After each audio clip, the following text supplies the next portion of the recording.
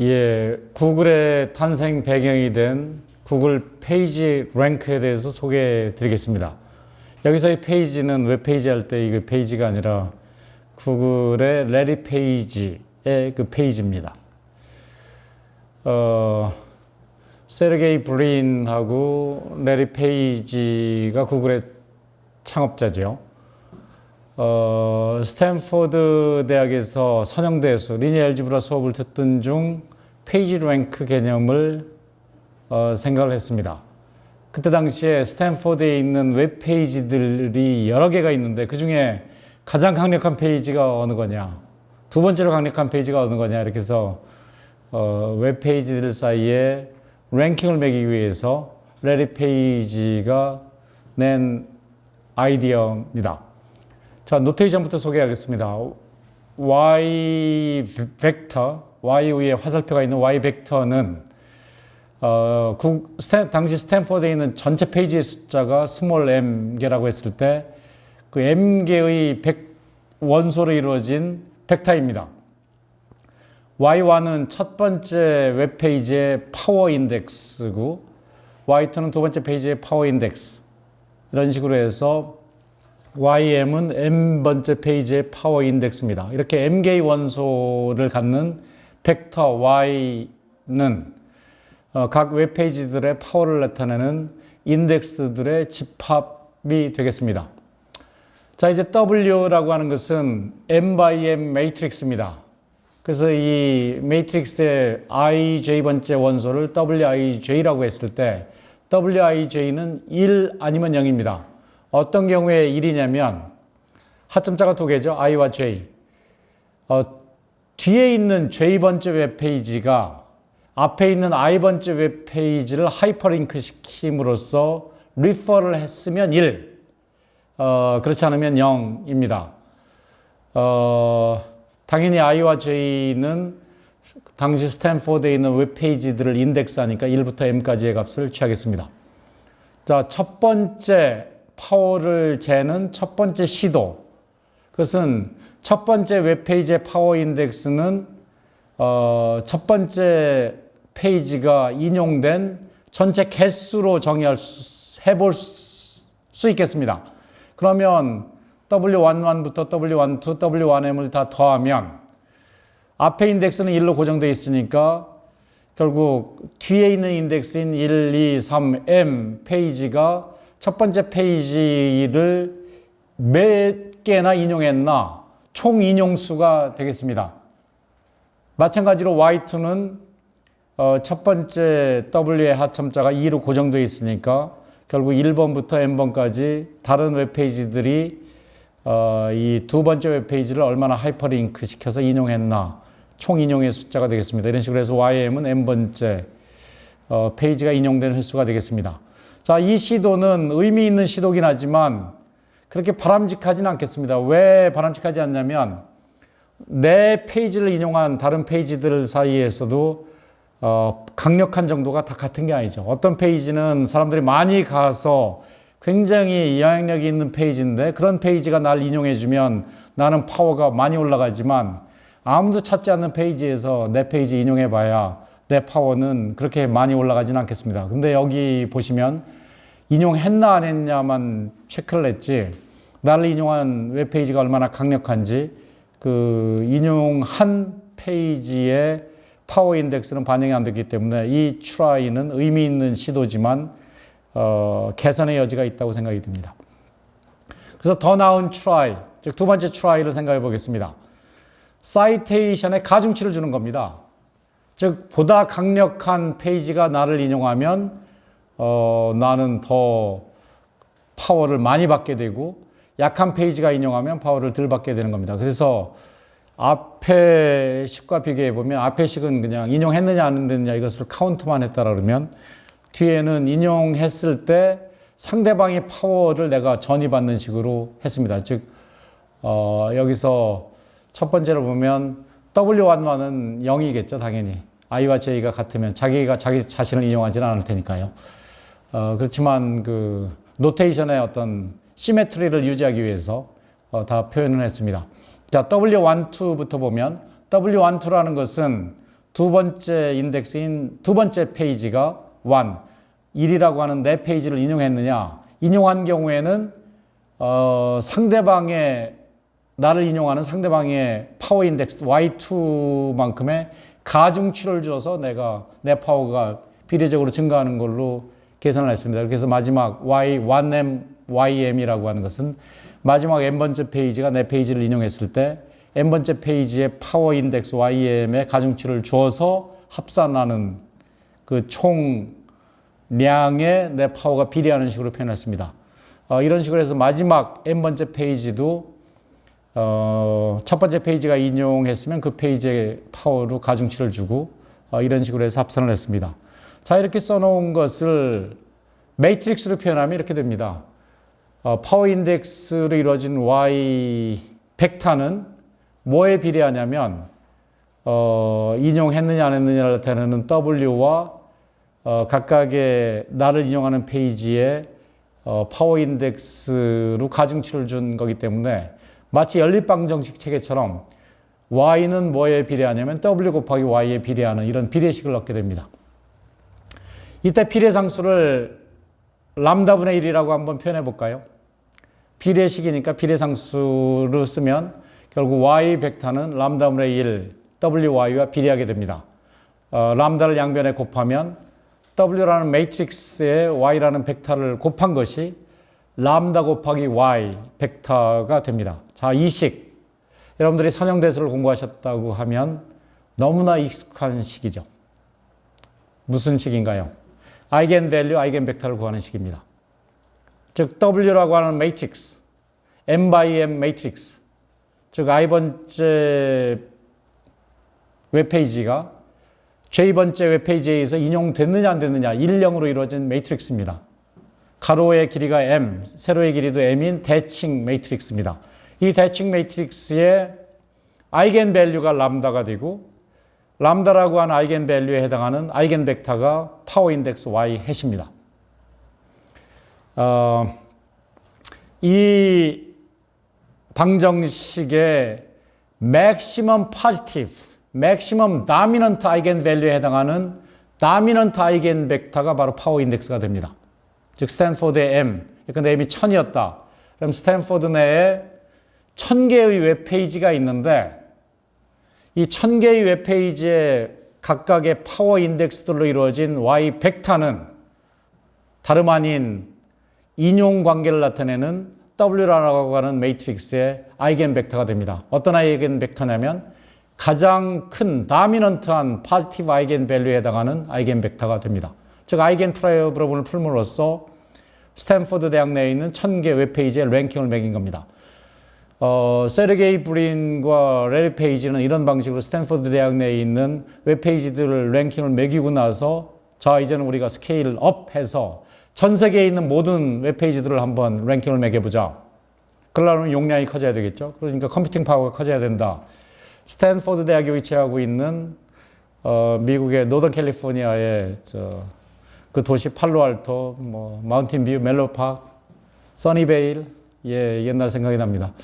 이 지역을 다니면서 중고 PC들을 구입하고 그것들을 패러럴하게 연결해서 파워를 높이고 바로 이것이 바로 클라우드 컴퓨팅의 시초입니다. 그러니까 이 스탠포드 대학 당시 대학원생 둘이 간단한 문제를 풀고 그걸 확장하는 과정에서 놀라운 변화를 일으킨 것이 1990년대 후반입니다. 이것이 바로 구글 서치의 시작입니다. 구글 서치의 시작. 예컨대 내가 어떤 키워드를 검색했다. 그럼 그 키워드를 포함한 웹페이지가 전 세계에 3,000개가 있다. 뭐 어떻게 하겠어요? 3,000개 중에 가장 강력한부터 탑3를 레코멘드 해주시면 여러분들이 행복하겠죠. 그러니까 여러분들이 행복하니까 구글을 자꾸 검색하게 되고 그러면서 구글이 커진 것이죠. 그 즈음에 저는 이제 미국 대학을 방문했을 때 거기 학생들이 상대방 학교하고 테니스 복식 경기를 하는데 그때 학생들이 서로 우리 복식팀이 우리 대학에서 1번 시드 팀을 받아야 된다. 서로 이렇게 이견이 있을 때 그 문제를 제가 테니스 좀 친다고 소문을 듣고 저한테 결정을 해달라고 그래서 제가 이것을 함부로 결정해주면 제 권위에 손상이 가기 때문에 저도 객관적으로 결정을 해줘야 됐죠. 그래서 이 5개 팀한테 서로 경기를 충분히 해서 그 결과를 나한테 갖다 달라. 그 결과는 5개 팀이 상대방 또 5개 팀에 대해서 어떻게 이겼는지 대진 결과를 나타내는 행렬입니다. W 매트릭스와 같은 거죠. 그래서 WIJ라고 하는 것은 I번째 팀이 J번째 팀을 이긴 경험적 확률입니다. 즉 5번 중에 3번 이겼다. 그러면 5분의 3, 0.6. 5번 다 이겼다. 1. 그래서 I번째 팀이 J번째 팀을 이긴 그 정도를 나타내는 원소로 이루어진 5x5, 5x5 행렬입니다. 자, 그러면 5개 팀의 파워 인덱스는 어떻게 구하면 되겠어요? 이 5x5 행렬의 최대 양의 아이겐밸류에 해당하는 아이겐벡터를 구하면 되겠죠. 그래서 각 팀의 파워 인덱스가 나옵니다. 그러면 그 파워 인덱스가 제일 높은 팀이 스탠포드 대학의 1번 시드 팀, 두 번째로 파워 인덱스가 높은 팀이 2번 시드 팀, 이런 식으로 결정을 해줬던 기억이 납니다. 옛날 일이네요. 자, 아이겐벡터 센트럴리티라는 개념이 있습니다. 소셜 네트워크 또는 교수들 간의 인용, 페이턴트 간의 인용, SNS에서 서로 소통하는 구조, 이런 걸 이용해서 누가 강력한 영향력이 있는 그 어떤 네트워크의 중심에 있는 사람이냐, 이것을 재는 개념으로서 사회학자 아니면 이런 네트워크 티어리를 하는 분들이 이른바 아이겐벡터 센트럴리티 개념을 많이 쓰는데 앞서 구글 페이지 랭크 했던 아이디어와 상당히 유사합니다. 자, 이게 A라고 하는 매트릭스는 N명의 그 소셜 네트워크의 노드가 있을 때 N by N 매트릭스입니다. 즉, 노드 상호 간의 관계를 나타내는 이른바 adjacency 매트릭스입니다. 여기에 전형적인 요소 AIJ라고 하는 것은 I번째 그 J번째 노드로부터 from입니다. 세로니까 두 번째 엘리먼트죠. 2는 가로입니다. I번째 노드로 연결고리가 있느냐, 이런 것을 나타냅니다. 더 나아가서 AIJ와 AJI가 같으면, 즉 A라고 하는 adjacency 매트릭스가 대칭이면 네트워크가 상호 시메트리한 네트워크이죠. 방향성이 없는. 그리고 이게 방향성이 있으면 from과 to가 다르니까 디렉티드 네트워크입니다. 아래 그림에서 보시면 왼쪽은 화살표의 방향이 있기 때문에 디렉티드 그래프고, 오른쪽은 방향이 없이 A, B가 연결되어 있다. B와 C도 연결되어 있다. 그렇지만 A와 C는 연결이 없다. 그래서 오른쪽은 undirected 네트워크에 대해서 오른쪽에 해당하는 A라고 하는 매트릭스는 대칭 행렬이 될 거고, 왼쪽에 해당하는 디렉티드 그래프에 해당하는 A 매트릭스는 비대칭 행렬이 됩니다. 예를 들면 C의 관점에서 B로부터는 받았는데 A에 대해서는 주는 관계죠. 그러니까 단순히 연결이 되어 있다는 것은 다른 개념이 되겠습니다. 자, 이 경우에 AX는 람다 X. 이 얘기는 뭐냐면 역시 이 from to의 관계를 보면 from to, from이 세로니까 두 번째 인덱스 J입니다. J로부터 to, I로 연결이 있으면 어떻게 돼요? J가 I로 연결을 해줬으니까 I가 힘을 더 받는 거죠. 근데 강력한 사람이 연결을 해줬으면 힘을 더 받겠죠. 그러니까 정확하게 앞서 구글의 페이지 랭크와 같은 아이디어가 됩니다. A라고 하는 매트릭스의 maximum positive dominant eigenvalue에 해당하는 아이겐벡터 X를 구하면 바로 그 X가 네트워크상에서 개개인들의 어떤 센트럴리티, 무게중심을 나타내는 개념이 되겠습니다.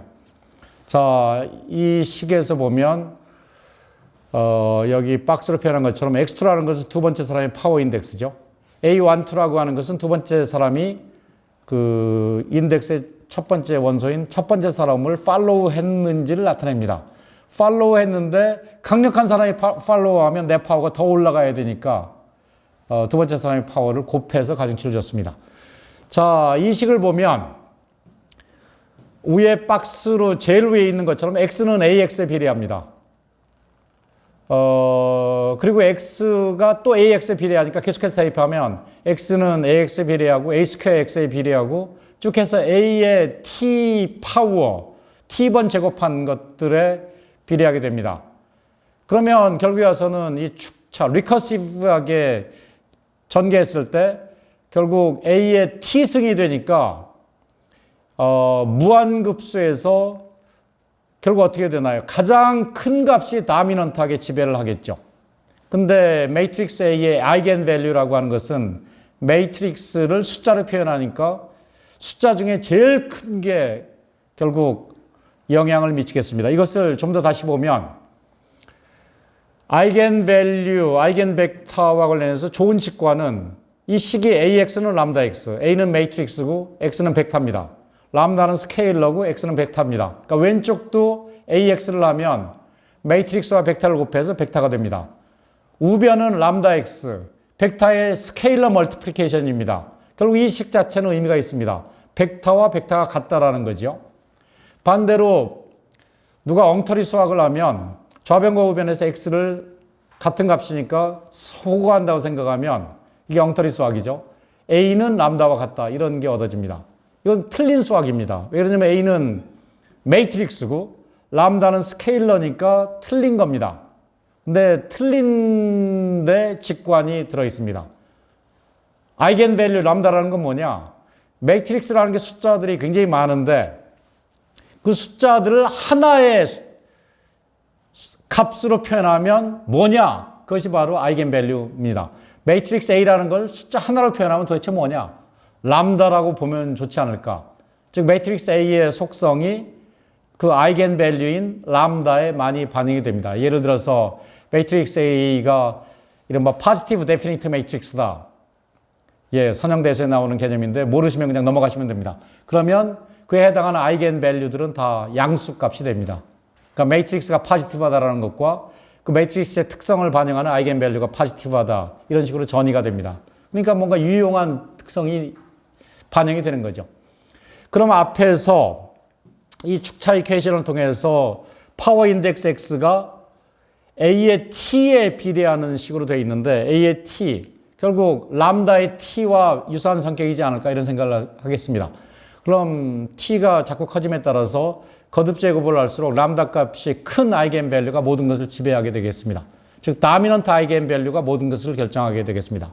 즉 람다의 값 중에서 제일 큰 값만 따지면 되겠습니다. 절대값이 제일 큰 것만 따지면 되는데 지금의 경우에는 아이겐밸류들이 다 양수이기 때문에 가장 큰 값을 따지면 됩니다. 자, 이터레이션을 통해서 문제를 푼다고 생각하면 처음에 파워 인덱스는 다 똑같다. 전부 다 1이다. 여기서부터 시작할 수도 있겠습니다. 이니셜 게스. 그래서 모든 값들이 똑같은 벡터. n개의 노드가 파워가 다 똑같다고 시작해서 A를 한번 적용하면 이제 다른 값들이 나오겠죠. 서로 네트워크가 달라지니까. 그래서 X1이 얻어집니다. 두 번째는 거기다 A를 또 곱해서 얻어집니다. 이런 식으로 반복하면 T번째 라운드에서 파워 인덱스 벡터 XT는 A의 T승을 이니셜 게스에 비례한 것으로 표현이 됩니다. 즉 매트릭스의 파워가 등장합니다. 자, 여기서 여러분들이 선형대수를 들었다 그러면 아이겐밸류 디컴포지션이라는 걸 공부를 하셨을 텐데 우리가 그 개념을 여기 적용을 해보겠습니다. 매트릭스 A를 아이겐밸류, 아이겐벡터를 이용해서 쪼갤 수가 있습니다. 여기서 A라고 하는 것을 세 번째 라인에 있는 수식을 보면 V 곱하기 람다 곱하기 V 인버스 이렇게 표현이 되어 있는데 여기서 람다는 아이겐밸류들로 이루어진 대각행렬, 다이고널 매트릭스 composed of eigenvalues 이렇게 되고 V라고 하는 것은 각각의 아이겐밸류에 해당하는 아이겐벡터들을 매트릭스 형태로 concatenate 시켜놓은 매트릭스입니다. 그리고 아이겐 벡터로 이루어진 매트릭스는 그 역행열과 트랜스포즈가 같은 이른바 오소고날 매트릭스가 됩니다. 지금 제가 드리는 말씀은 선형대수에서 표준적인 내용이기 때문에 여러분들이 혹시라도 궁금하시다 그러면 이 수업 끝나고 바로 아이겐 밸류, 아이겐 벡터, 아이겐 디컴포지션 이 부분을 공부하시기 바랍니다.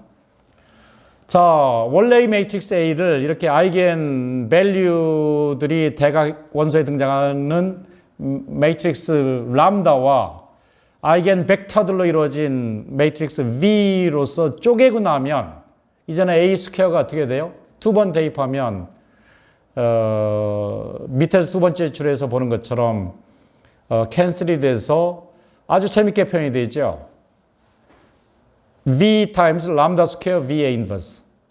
즉 이것을 셋째 줄에 있는 것과 비교해 보면 A 자체는 앞뒤에 있는 그 아이겐 벡터들로 이루어진 매트릭스는 V와 V 인버스로 고정된 상태에서 중간에 있는 람다만 람다 1승에서 A 스퀘어가 됨에 따라서 람다 2승이 됩니다.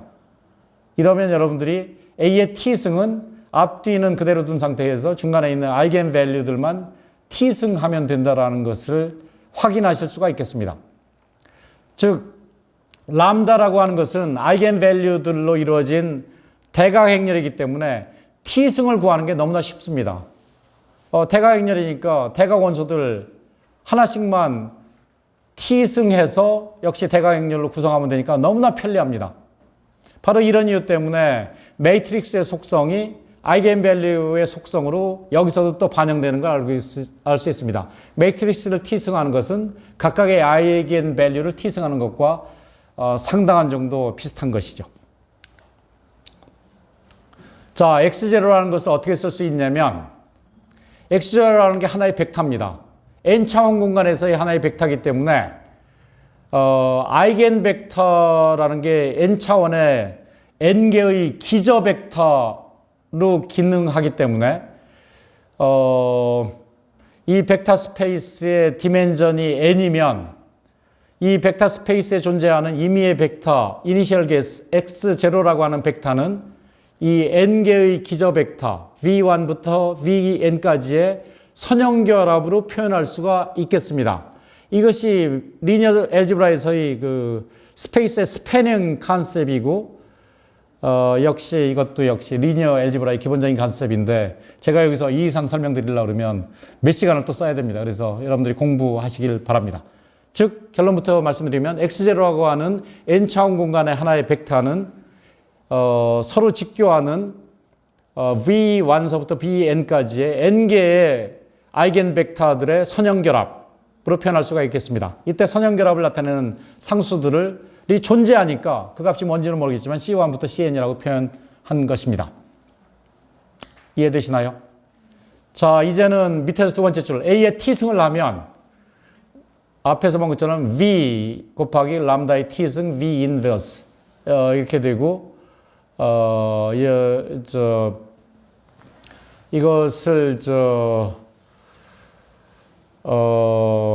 V라고 하는 것이 V1부터 Vn까지의 아이겐 벡터들을 세로로 병렬시킨 것이라고 하는 중간에 있는 V의 데피니션을 대입하면 바로 아이겐 벡터들이 상호 오소고널하다라는 걸 이용해서 V를 대입하고 람다가 대각행렬이라는 걸 이용해서 여러분들이 매트릭스와 매트릭스의 곱을 그대로 적용하면 마지막 라인의 수식을 어렵지 않게 도출할 수가 있겠습니다. 자습해 보시기 바랍니다.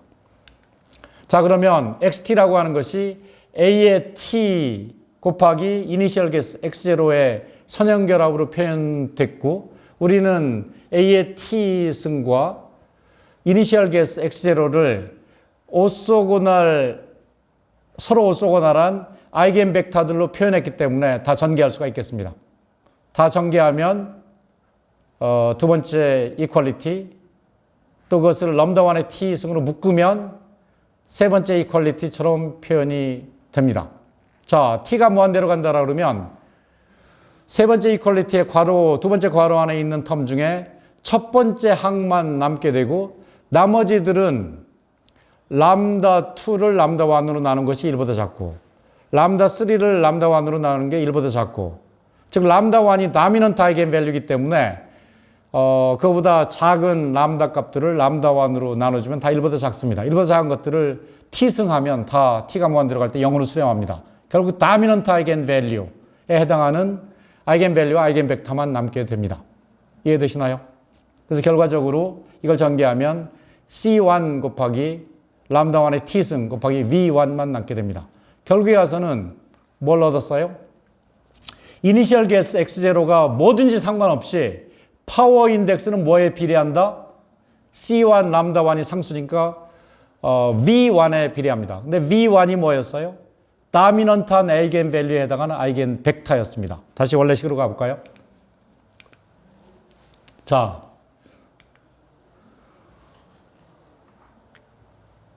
여기서 아이겐 밸류 프로블럼인데 가장 다미넌트한 아이겐 밸류 람다에 해당하는 아이겐 벡터 x 뒤에 가서는 v라고 표현했죠.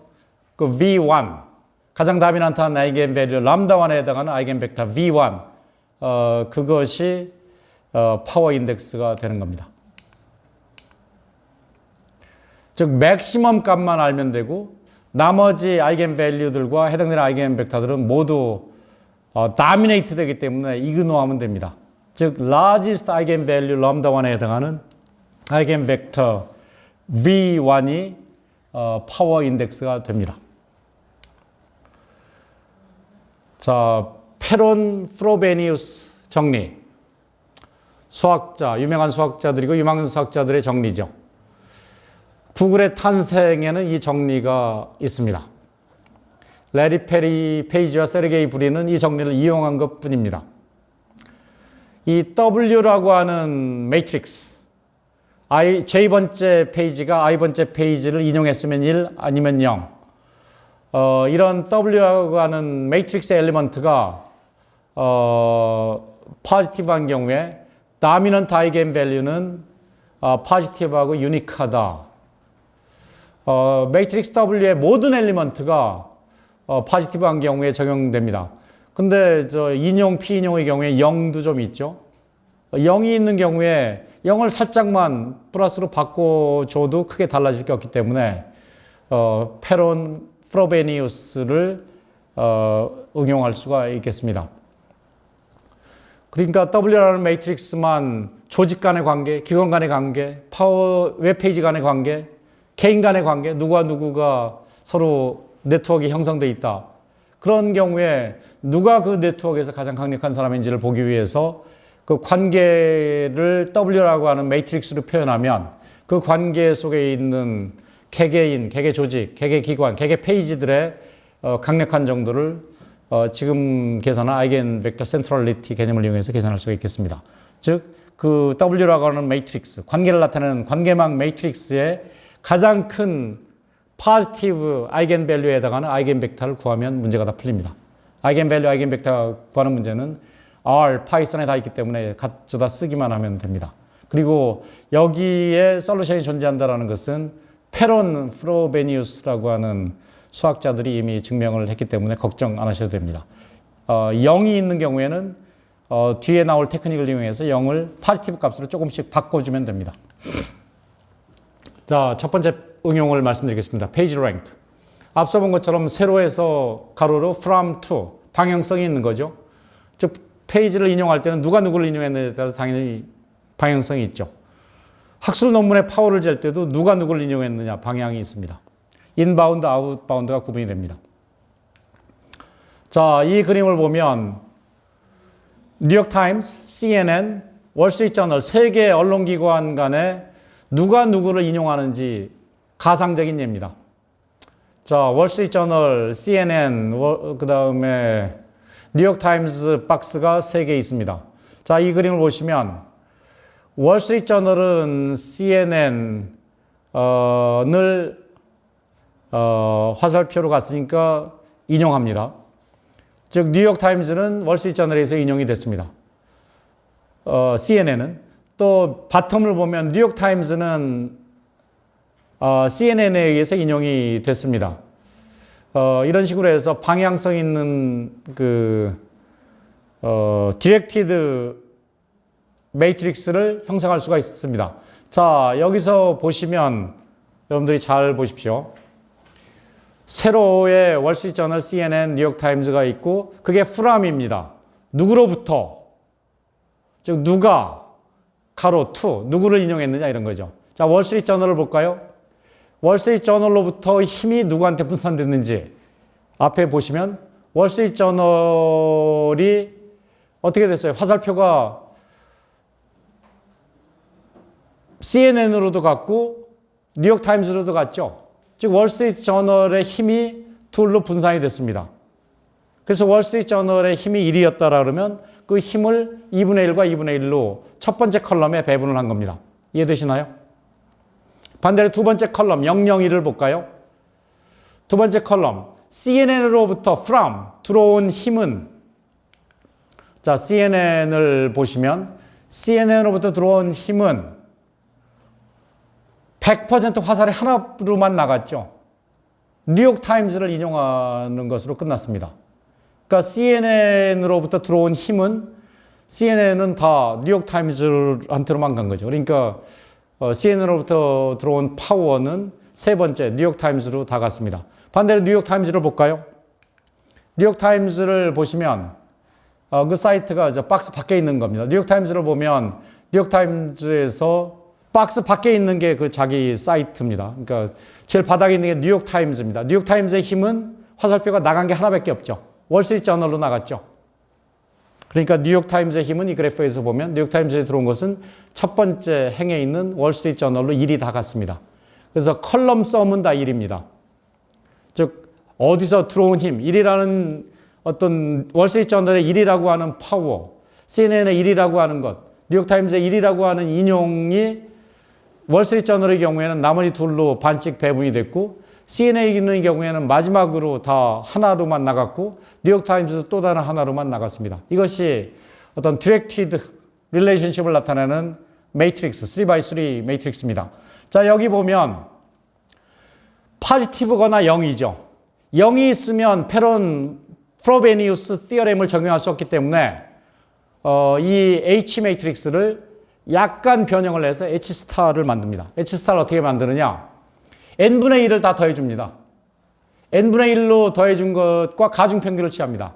자, 이 R이라고 하는 매트릭스는 랜덤이라는 걸 나타내는 R입니다. 그럼 각각의 세로에서 1이라는 힘이 들어온 게 다 똑같이 나눠졌다고 치자. 몰리지 않고. 이런 아이디어입니다. 그러니까 내 힘을 다 골고루 나눠졌다. 나까지 포함해서. 이런 매트릭스입니다. 자, 그럼 H스타라고 하는 매트릭스는 앞서 계산했던 실제의 파워를 나타내는 이 매트릭스와 H 매트릭스와 지금 랜덤한 R이라고 하는 매트릭스의 가중평균입니다. D와 1-D. D가 1이면 현실에서 관측된 데이터에 100% 웨이트를 주는 거고 D가 0이면 그냥 다 똑같다. 이렇게 주는 겁니다. 즉 D라고 하는 것이 일종의 지금 여러 차례 등장했는데 레귤러라이제이션 파라미터입니다. 레귤러라이제이션. 현실에서 우리가 데이터로 관측한 관계가 이 H 매트릭스입니다. 현실의 데이터에 100% 웨이트를 주면 너무나 왔다 갔다 할 수도 있으니까 데이터의 어떤 한계 때문에 이것을 조금 스무딩하기 위해서 다 비슷하다 이 아이디어 일종의 슈링키지 아이디어를 반영하는 겁니다. 그래서 이 현실에서 관측된 관계망 매트릭스 H에 100의 웨이트를 주는 대신에 1-D의 웨이트를 주고 나머지 D만큼은 다 똑같지 않냐. 너무 이렇게 흥분하지 마라. 그냥 좀 인용한 거 가지고 확확 움직이지 말고 다 비슷하다고 보자. 이것이 바로 1-D입니다. 이해하십니까? 그러니까 1-D가 클수록 레귤러라이제이션이 강해지는 거고 1-D가 작을수록 즉 D가 커질수록 데이터에 웨이트를 더 주는 겁니다. 자, 이렇게 하면 D가 1이 아닌 이상, 즉 관측된 데이터에 100% 웨이트를 주지 않는 이상 R이라고 하는 전체가 다 n분의 1로서 양수인 값이 등장하니까 H스타는 모든 엘리먼트가 양수가 되고 그에 따라서 우리는 유명한 페론 프로베니우스 티어렘을 적용할 수 있게 됩니다. 그래서 우리는 H스타의 dominant 아이겐밸류에 해당하는 아이겐벡터를 구함으로써 n개 사이트의 파워 인덱스를 얻을 수가 있습니다. 이터레이션은 지금까지 한 것처럼 계속 곱해 나가면 되겠습니다. 그래서 궁극적으로 더 곱해도 파워가 별로 변하지 않는 그 단계까지 도달하게 되면 비례적으로요. 우리는 스탑해도 되겠습니다. 여기서 우리가 마코프 트랜지션을 지난번에 공부한 적이 있는데 지금까지의 파워 인덱스에 다시 h를 곱해서 그 다음 파워 인덱스를 구하고 그러니까 파워 인덱스를 나타내는 상태 변수 xt가 마코프 체인을 따라서 변하게 됩니다. 이 페이지는 실제 이 알고리즘을 적용하는 과정을 표현하고 있고 실제 연산이 그렇게 복잡하지 않다라는 것을 설명하고 있습니다. 바로 이런 식의 파워 랭크에 의해서 페이지 추천하는 로직이 바로 현재 세계 최대의 기업 구글의 탄생입니다. 정상 상태가 되면 마코프 체인이 이미 스테디 스테이트에 도달했으면 한 번 더 트랜지션 하든 말하든 변하지 않습니다. 구글의 경우에는 한 52번 정도 곱해서 균형이 도달했다고 생각해서 쉬운 2번 정도 곱한 것으로 알려져 있습니다. 이번 시간에는 지금 여러분들이 늘 이용하시는 페이지 랭크의 기본 개념을 봤습니다. 웹페이지들도 서로 관계를 맺고 방송사도 서로 관계를 맺고 개인들도 관계를 맺고 SNS에서 서로 소통하고 이런 상태에서